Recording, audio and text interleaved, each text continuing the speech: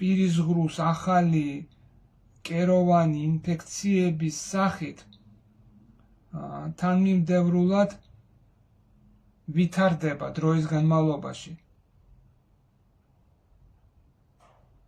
და შეიძლება ნორმალური პასუხები კლინიკური და ლაბორატორიული რეზულტატების რაღაც პერიოდში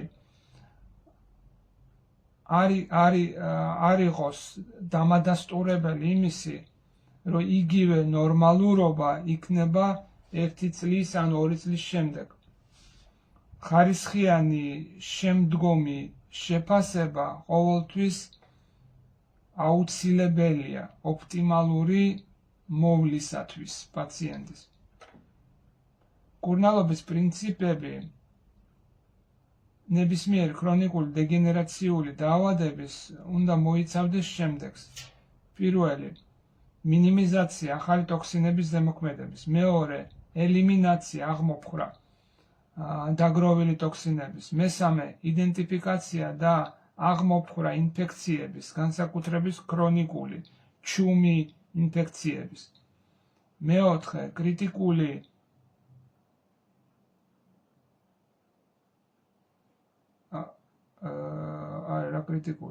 მეოთხე, attempt to normalize depressed levels of critical regulatory hormones. კრიტიკური რეგულირებადი ჰორმონების, როგორიცაა ფარისებული და სქესის ჰორმონი, ცდილობა მათი ნორმალიზაციის, თუ არის დავარდნილი ეს დონეები ამ ჰორმონების. ოპტიმიზაცია ანტიოქსიდანტების და საკვები ნივთიერების დონის, როგორიც არის განსაკუთრებით ვიტამინ C, მთელი სხეულის და შერჩევითი და სათანადო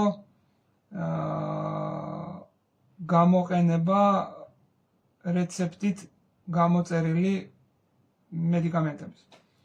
ეს მკურნალობის პრინციპები უკვე